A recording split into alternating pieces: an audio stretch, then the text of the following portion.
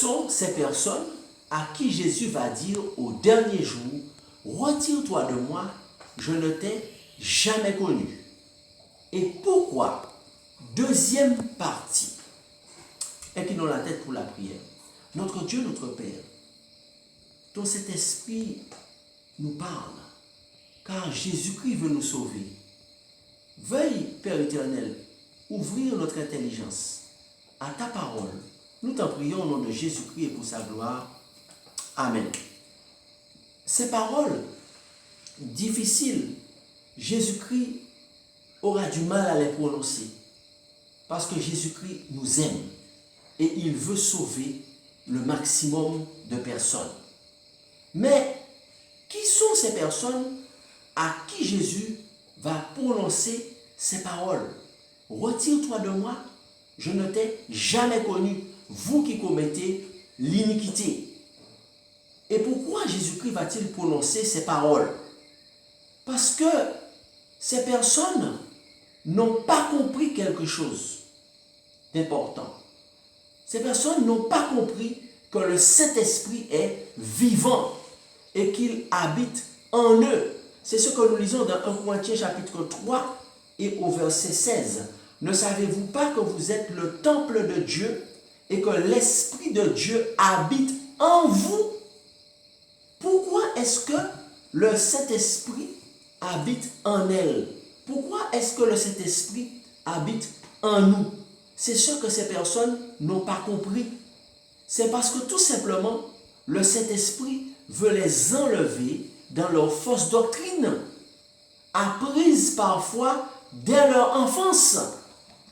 Ces personnes ferment la bouche du Saint-Esprit en disant que tout est écrit. Puisque tout est écrit, le Saint-Esprit ne parle plus. Donc, il peut retourner au ciel. Sa mission sur terre est terminée. Non, mes chers amis, le Saint-Esprit nous parle chaque jour. Pas seulement par la Bible, mais aussi par des songes et des visions, par des révélations, par des situations de la vie. Ce genre de pharisiens finissent malheureusement par pécher contre le Saint-Esprit, puisqu'ils n'écoutent plus sa voix. Et malheureusement, ils entraînent d'autres chrétiens faibles d'esprit qui ne prient pas avec eux. Que veut dire commettre l'iniquité? Retirez-vous de moi, vous qui commettez l'iniquité. Matthieu 7, verset 23. Que veut dire commettre l'iniquité? Commettre l'iniquité veut dire pécher contre la loi de Dieu, qui est désormais dans notre esprit en la personne du Saint-Esprit. C'est ce que nous voyons dans l'épître aux Hébreux, au chapitre 8 et au verset 10, où il est écrit: mais voici l'alliance que je ferai avec la maison d'Israël. Après ces jours-là, dit le Seigneur, je mettrai mes lois dans leur esprit.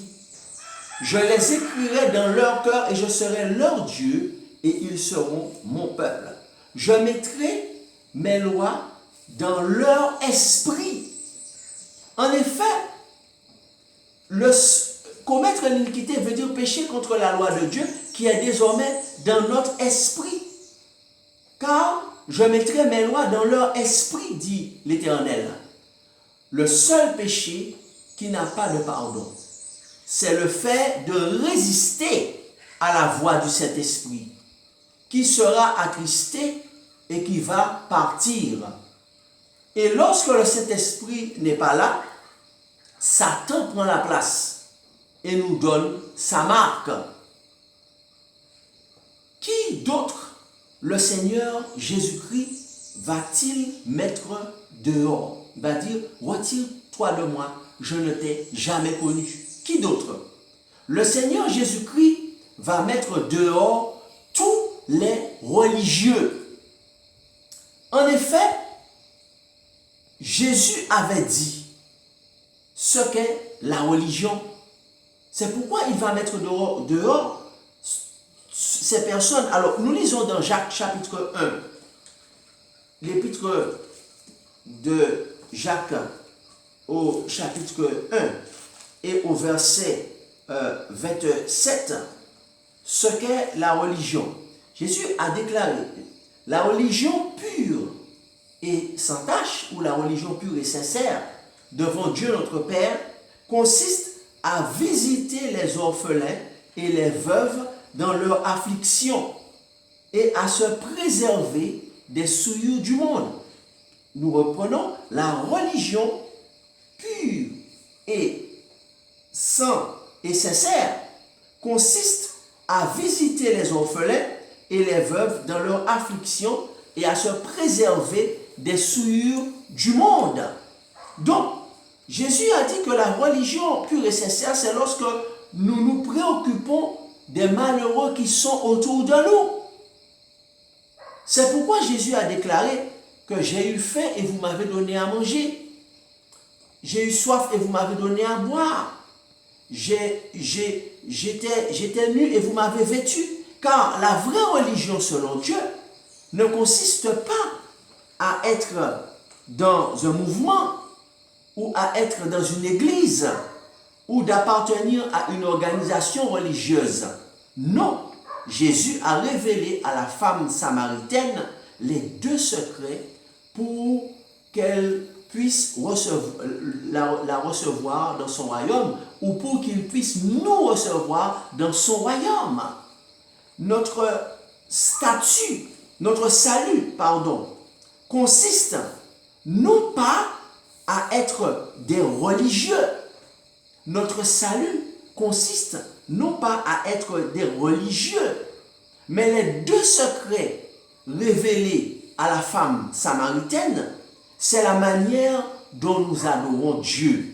C'est-à-dire, ce sont ceux qui vont l'adorer en esprit et en vérité. Et je dis amen à cela.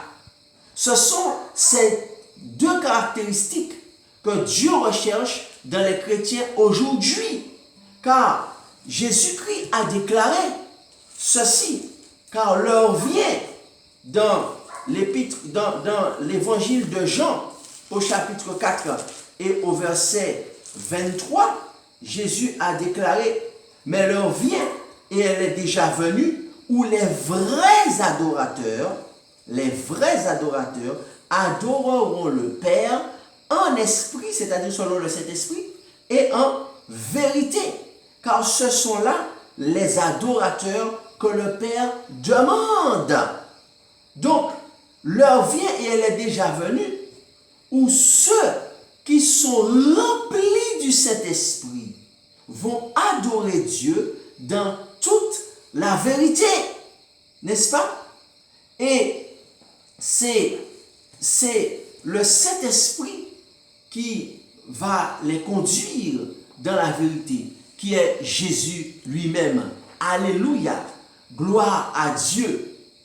Par conséquent, ceux qui commettent l'iniquité sont ceux qui refusent d'écouter le Saint-Esprit que Dieu a mis en nous pour remplacer la loi donnée à Moïse à l'époque où elle se trouvait dans un coffre, c'est-à-dire l'Arche de l'Alliance. Cette loi qui avait été donnée à Moïse représentait le caractère de Dieu, représentait la présence de Dieu, représentait la présence de Dieu. Dans la nouvelle alliance, Dieu a placé cette loi d'amour dans notre cœur, dans notre esprit. Et car cette loi d'amour a été placée dans notre cœur par le Saint-Esprit qui lui-même va nous aider à observer cette loi et à nous conduire à Jésus, notre Seigneur et notre Dieu. J'ai dit amen à cela. Ainsi, nous pouvons être, par le Saint-Esprit, de vrais adorateurs qui adorent en esprit et en vérité. En esprit et en vérité. C'est pourquoi Jésus a déclaré dans ceci, je mettrai mes lois, n'est-ce pas, dans leur esprit. Ainsi, nous n'allons pas commettre l'iniquité, c'est-à-dire pécher contre Dieu, pécher contre le Saint-Esprit, le seul péché qui n'a pas de pardon. Donc, le Seigneur Jésus-Christ va mettre dehors au dernier jour tous les religieux. Pourquoi? Pourquoi? Parce que ce sont des pharisiens qui croient tout connaître. Ils n'ont rien à apprendre de personne. C'est ce qui a été déclaré dans le livre de la Révélation au chapitre 3 et au verset 17. N'est-ce pas? Où il est écrit, Apocalypse 3, verset 17, il est écrit, eh bien, parce que tu dis, je suis riche, je me suis enrichi, n'est-ce pas? Et je n'ai besoin de rien, je n'ai besoin de personne. Et parce que tu ne sais pas que tu es malheureux, misérable, pauvre, aveugle et nu. Donc tu dis, je suis riche, je n'ai besoin de personne. Je n'ai besoin de personne. Ils croient tout connaître. Ils n'ont rien à apprendre de personne. Alors, ils ne sont pas à l'écoute du Saint-Esprit. Ils se cachent dans la religion pour mieux faire le travail de leur maître qui est Satan. Mais au dernier jour, Dieu, notre Seigneur Jésus-Christ, va les démasquer. Car rien ne reste caché. Comment les reconnaître? Ces religieux sont difficiles à reconnaître. Car ce sont des gens qui sont dans l'Église, qui sont très influents, aimés par tous. C'est pour cela que l'esprit de Jézabel passe par eux pour donner des problèmes aux petits restes de Jésus, qui sont et qui veulent vivre dans la sanctification. Comme ils sont très écoutés dans les églises, en apparence, ils sont de vrais serviteurs de Dieu. L'esprit de Jézabel travaille beaucoup avec ces gens pour donner des problèmes aux sanctifiés. Parce que, qui sont les sanctifiés? Qui sont-ils les sanctifiés? Les sanctifiés sont les gens qui sont à part. Parce que le mot saint veut dire à part. Qui sont à part et qui ne veulent pas être dans la foule. Et qui ne veulent pas faire comme la foule. Donc, ces religieux appellent le petit reste de Dieu des fanatiques. Comment les reconnaître? Ce sont des gens très influents, très écoutés, n'est-ce pas? Et qui sont que l'esprit de Jézabel utilise et qui donne des problèmes à ce petit reste. Jésus a dit que c'est un reste qui sera sauvé. Il a dit que le diable fait la guerre au reste là, descendance de la femme qui garde les commandements de Dieu et qui ont le témoignage de Jésus. Donc ce petit reste là, n'est-ce pas, ces religieux, n'est-ce pas, appellent le petit reste de Dieu des fanatiques.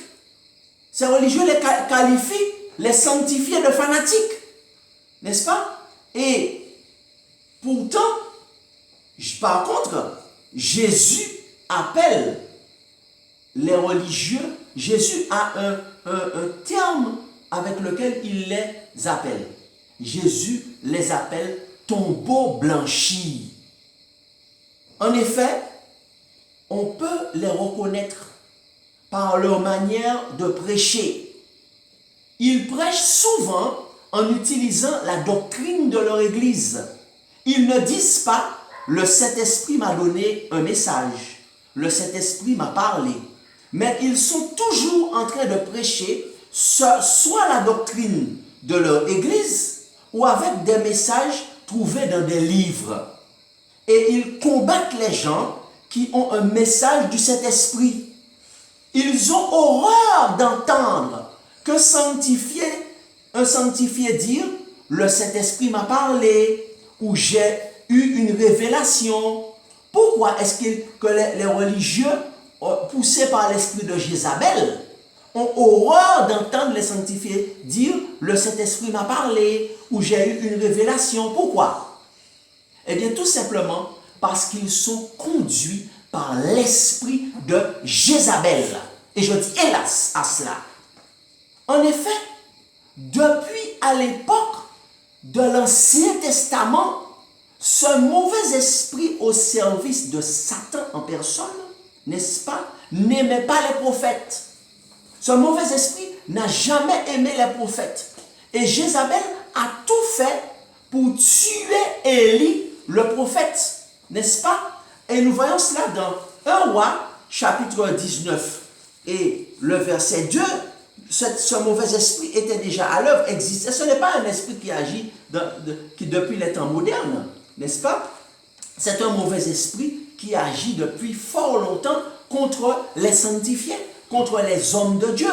Alors, nous lisons dans 1 Roi chapitre 19, ce mauvais esprit avait possédé la reine, la femme d'Akab. C'était le mauvais esprit de Jézabel. C'est pourquoi aujourd'hui on l'appelle l'esprit de Jézabel. Parce que c'est cet esprit-là qui possédait la femme d'Akab à l'époque du prophète Élie qui s'appelait Jézabel. Alors, dans 1 Roi chapitre 19, il est écrit: Akab rapporta à Jézabel tout ce qu'avait fait Élie et comment il avait tué par l'épée tous les prophètes. Verset 2. Jézabel, le verset qui nous intéresse. Jézabel envoya un messager à Élie pour lui dire: que les dieux me traitent dans toute leur rigueur, si demain à cette heure je ne fais de ta vie ce que tu as fait de la vie de chacun d'eux. Voilà l'esprit qui possédait Jézabel, ou parfois qui influence, qui ne possède pas forcément la personne, mais qui la contrôle et qui la dirige. Cet esprit-là, n'est-ce pas, a tout fait pour tuer Élie le prophète. Et ce même esprit, n'est-ce pas, qui est les prophètes, c'est le même esprit qui a fait tuer Jean-Baptiste, le plus grand parmi les prophètes. Et surtout à l'époque de Jésus, et notre Seigneur Jésus-Christ. C'est l'esprit de Jézabel qui voulait tuer Élie. Et si ce n'était pas le Dieu du ciel en personne qui avait protégé Élie, elle aurait eu la peau d'Élie. Mais elle n'a pas réussi à tuer Élie, mais c'est cet esprit-là de Jézabel qui a fait tuer Jean-Baptiste et qui a tué notre Seigneur Jésus. Eh bien, voilà pourquoi Jésus va dire à tous les religieux: retirez-vous de moi, je ne vous ai jamais connu. Parce que puisqu'ils ne veulent pas écouter la voix du Saint-Esprit, à un certain moment, le Saint-Esprit va s'en aller et l'esprit de Jézabel prend la place et les contrôle et les monte contre ceux qui sont dans la sanctification. Mais heureusement que le Seigneur Jésus-Christ nous avertit de cela et que nous n'allons pas commettre l'erreur de Jézabel, la femme du roi Akab, dans le peuple de Dieu, mais nous allons prier et nous allons laisser le Saint-Esprit nous conduire. Et je dis Amen à cela. C'est pourquoi le Seigneur nous dit, Jésus nous dit aujourd'hui: je ne veux pas te dire ces paroles, retire-toi de moi, toi qui commets l'iniquité, n'est-ce pas? Mais pour cela, il faut contempler la sainteté de Dieu, pour l'adorer en esprit, comme Jésus avait dit à la femme samaritaine en vérité. C'est pourquoi, si tu veux, n'est-ce pas, entendre: viens, bon et fidèle serviteur, tu as été fidèle en peu de choses, entre dans la joie de ton maître. Eh bien, accepte cet appel que tu reçois maintenant, parce que tu ne connais pas le jour de ta mort.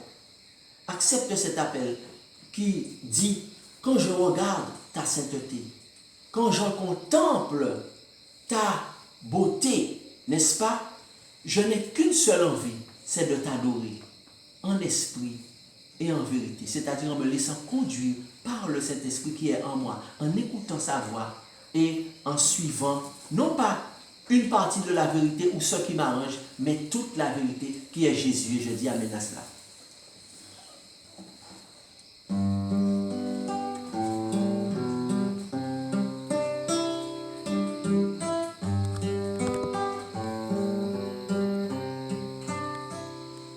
Quand je regarde ta sainteté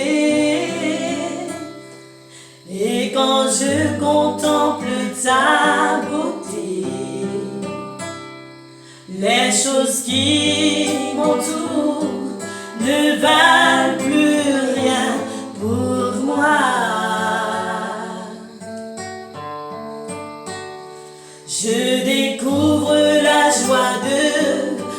chanter, de déposer ma vie à tes pieds. Il n'y a que toi qui importe pour moi. Je veux t'adorer,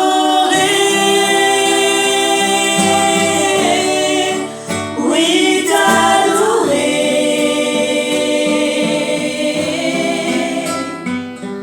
Ma raison de vie, c'est de t'adorer.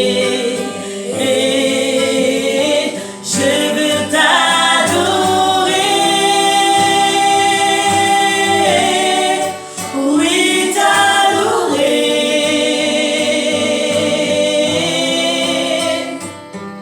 Ma raison de vie, c'est de t'adorer.